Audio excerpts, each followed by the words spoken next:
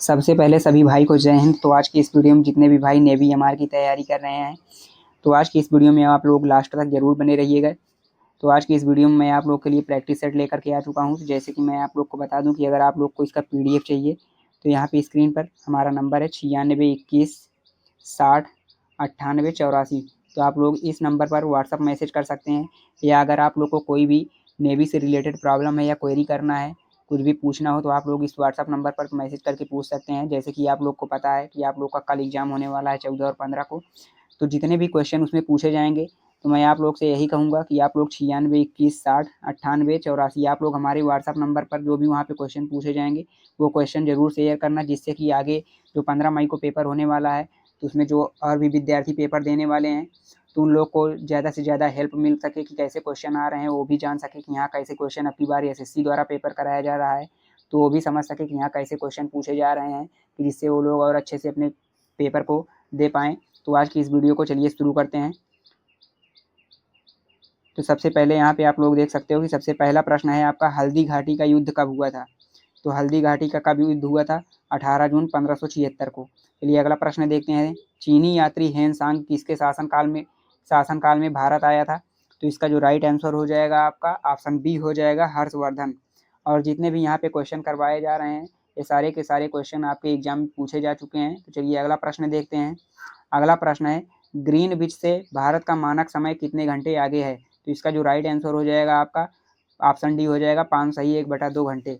चलिए अगला प्रश्न देखते हैं। अगला प्रश्न है, राष्ट्रमंडल के महासचिव चुने जाने वाले प्रथम भारतीय कौन थे। तो इसका जो राइट आंसर हो जाएगा आपका ऑप्शन बी हो जाएगा, कमलेश शर्मा।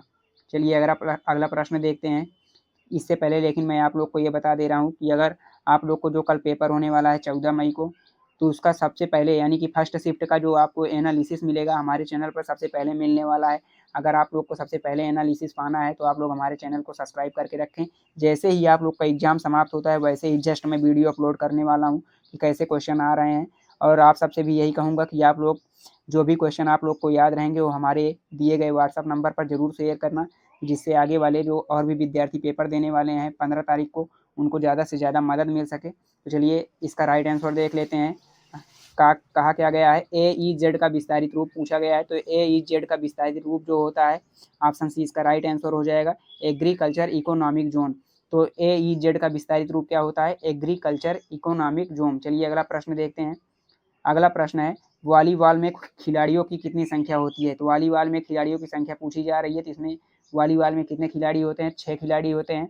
और जैसे यहाँ पे ऑप्शन ए दिया गया है 5, तो 5 खिलाड़ी किसमें होते हैं आप लोग याद रखना, जो बास्केटबॉल होता है, बास्केटबॉल में अगर खिलाड़ियों की संख्या पूछी जाएगी तो 5 होते हैं। और यहाँ पे 9 दिया गया है, तो 9 किसमें होता है, तो 9 जो आपका बेसबॉल होता है, बेसबॉल में 9 खिलाड़ियों की संख्या होती है।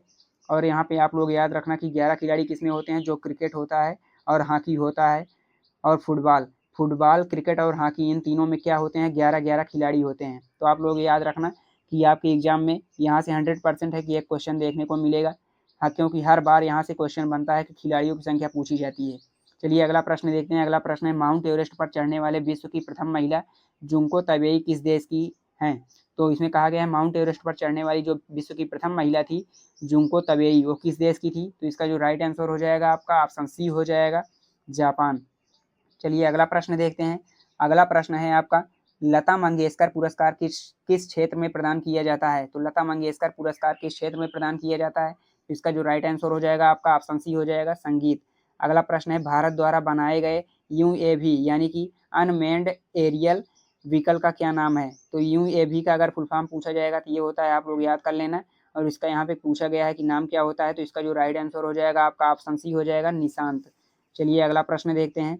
अगला प्रश्न है, दुबई किस देश में है। तो दुबई किस देश में है, तो इसका जो राइट आंसर हो जाएगा आपका ऑप्शन सी हो जाएगा, संयुक्त अरब अमीरात। चलिए अगला प्रश्न देखते हैं, सौर मंडल की खोज किसने की थी। तो सौर मंडल की खोज किसने की थी, इसका जो राइट आंसर हो जाएगा ऑप्शन बी हो जाएगा, कॉपरनिकस। चलिए अगला प्रश्न देखते हैं। अगला प्रश्न है, डॉक्टर बी आर अम्बेडकर ने किसे भारतीय संविधान का हृदय और आत्मा कहा है। तो इसका जो राइट आंसर हो जाएगा आपका ऑप्शन डी हो जाएगा, संवैधानिक उपचारों का अधिकार। अगला प्रश्न देखते हैं। अगला प्रश्न है, जल्लीकट्टू खेल किस राज्य में मनाया जाता है। तो जल्लीकट्टू खेल किस राज्य में मनाया जाता है, इसका जो राइट आंसर हो जाएगा आपका ऑप्शन डी हो जाएगा, तमिलनाडु। अगला क्वेश्चन कहा गया है, पद्मावत का रचनाकार कौन है। तो पद्मावत का रचनाकार कौन है? इसका जो राइट आंसर हो जाएगा आपका ऑप्शन सी हो जाएगा, मलिक मोहम्मद जायसी। तो पद्मावत की रचना किसने की है? मलिक मोहम्मद जायसी ने की है। अगला क्वेश्चन है, विश्व जनसंख्या दिवस कब मनाया जाता है? और आप लोग हाँ यहाँ से भी याद रखना हमेशा कि ये क्वेश्चन यहाँ से भी पूछा जाता है कि दिवस से रिलेटेड। तो विश्व जनसंख्या दिवस कब मनाया जाता है? इसका जो राइट आंसर हो जाएगा आपका ऑप्शन बी हो जाएगा 11 जुलाई। अगला प्रश्न है आपका, भारत सरकार द्वारा राष्ट्रीय ध्वज को कब स्वीकार किया गया था? तो भारत सरकार द्वारा राष्ट्रीय ध्वज को कब स्वीकार किया गया था? इसका जो राइट आंसर हो जाएगा आपका ऑप्शन ए हो जाएगा 22 जुलाई 1947 को। चलिए अगला प्रश्न देखते हैं। अगला प्रश्न है आपका, भारत का राष्ट्रीय गीत वंदे मातरम किसने लिखा है? तो वंदे मातरम ये कई बार पूछा जा चुका है। भारत का राष्ट्रीय गीत जो है हमारा, तो भारत का राष्ट्रीय गीत किसने लिखा है? तो इसका जो राइट आंसर हो जाएगा आपका ऑप्शन ए हो जाएगा बंकिम चंद्र चटर्जी। अगला प्रश्न है, कंप्यूटर के सभी भागों के बीच कौन सामंजस्य स्थापित करता है? तो कंप्यूटर के सभी भागों के बीच कौन सामंजस्य स्थापित करता है? तो इसका जो राइट आंसर हो जाएगा आपका ऑप्शन बी हो जाएगा कंट्रोल यूनिट। चलिए अगला प्रश्न देखते हैं। अगला प्रश्न है आपका 19 नंबर का, भारतीय वायुसेना के पूर्वी कमान का मुख्यालय कहाँ स्थित है? तो भारतीय वायुसेना के पूर्वी कमान का मुख्यालय कहाँ स्थित है? इसका जो राइट आंसर हो जाएगा आपका ऑप्शन डी हो जाएगा शिलांग। अगला प्रश्न है, चित्तौड़ स्थित विजय स्तंभ का निर्माण किसने करवाया था? तो जो चित्तौड़ स्थित विजय स्तंभ का निर्माण करवाया था वो हमारा ऑप्शन इसका राइट आंसर हो जाएगा ऑप्शन बी राणा कुंभा। तो राणा कुंभा ने चित्तौड़ स्थित विजय स्तंभ का निर्माण करवाया था। चलिए अगला प्रश्न देखते हैं। अगला प्रश्न आपका क्या है, भारत का राष्ट्रीय खेल पूछा जा रहा है। तो भारत का राष्ट्रीय खेल आप लोग को पहले से ही पता होगा। इसका जो राइट आंसर हो जाएगा ऑप्शन सी हो जाएगा हॉकी। और आप लोग को ये तीनों जो दिए गए हैं, क्रिकेट, फुटबॉल, कबड्डी, ये तीनों कमेंट करके बताना है कि ये सभी कहाँ कहाँ के किस देश के राष्ट्रीय खेल हैं। चलिए अगला प्रश्न देखते हैं, किस शास्त्रीय नृत्य शैली में राधा कृष्ण की रास लीलाओं का आयोजन किया जाता है? तो इसका जो राइट आंसर हो जाएगा आपका ऑप्शन सी हो जाएगा मणिपुरी। चलिए अगला प्रश्न देखते हैं। अगला प्रश्न है, निम्नलिखित में से किसे पंजाब केसरी के नाम से जाना जाता है? तो पंजाब केसरी के नाम से किसे जाना जाता है? तो इसका जो राइट आंसर हो जाएगा आपका ऑप्शन सी हो जाएगा लाला लाजपत राय। अगला प्रश्न आपका है, बकरवाल किस राज्य यानी कि किस राज्य केंद्र शासित प्रदेश की प्रमुख जनजाति है? तो इसका जो राइट आंसर हो जाएगा आपका ऑप्शन बी हो जाएगा जम्मू कश्मीर।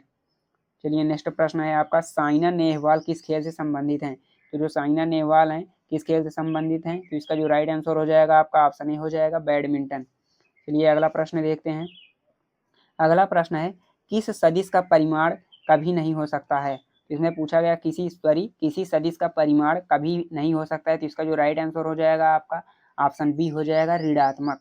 अगला प्रश्न, साधारण मशीन की क्षमता सामान्यतः किसमें दर्शाई जाती है? तो इसका जो राइट आंसर हो जाएगा आपका ऑप्शन सी हो जाएगा किलोवाट में।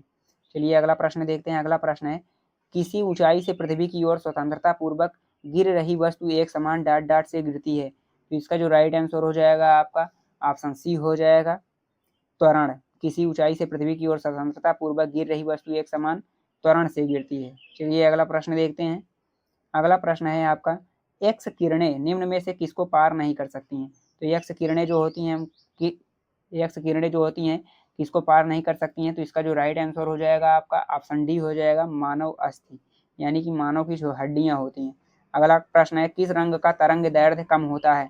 तो इसका जो राइट आंसर हो जाएगा आपका ऑप्शन सी हो जाएगा बैगनी। और सबसे ज़्यादा पूछा जाएगा तो लाल रंग हो जाएगा। चलिए अगला क्वेश्चन देखते हैं। अगला प्रश्न है आपका, निम्न में से किसकी अणु संख्या तथा अणुभार एक समान है? तो इसका जो राइट आंसर हो जाएगा आपका ऑप्शन ए हो जाएगा हाइड्रोजन। अगला प्रश्न देखते हैं। अगला प्रश्न है, कार्बन मोनोऑक्साइड की अभिक्रिया 300 डिग्री सेल्सियस पर हाइड्रोजन H2 से कराने पर बनती है। तो इसका जो राइट आंसर हो जाएगा आपका ऑप्शन बी हो जाएगा मेथेन बनता है। कार्बन मोनोऑक्साइड की जो अभिक्रिया है 300 डिग्री सेल्सियस पर हाइड्रोजन से अगर करवाएंगे तो क्या बनेगा? मेथेन बनेगा। चलिए अगला प्रश्न है, निम्नलिखित में से किसे जुड़वा खनिज कहा जाता है? तो जुड़वा खनिज किसे कहा जाता है? इसका जो राइट आंसर हो जाएगा आपका ऑप्शन सी हो जाएगा सीसा जस्ता।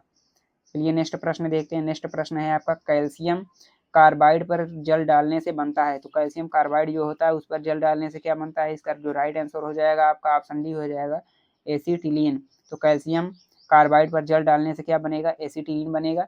ये आपके एग्जाम के लिए मोस्ट इंपॉर्टेंट है। अगला प्रश्न है, मानव द्वारा निर्मित प्रथम संश्लिष्ट रेशा कौन सा था? तो इसका जो राइट आंसर हो जाएगा आपका ऑप्शन ए हो जाएगा नायलॉन। मानव द्वारा निर्मित प्रथम संश्लिष्ट रेशा कौन सा था? तो नायलॉन था। चलिए अगला प्रश्न देखते हैं। अगला प्रश्न है, डोलोमाइट किस धातु का अयस्क है? तो डोलोमाइट किस धातु का अयस्क है? तो इसका जो राइट आंसर हो जाएगा आपका ऑप्शन डी हो जाएगा, मैग्नीशियम कार्बोनेट।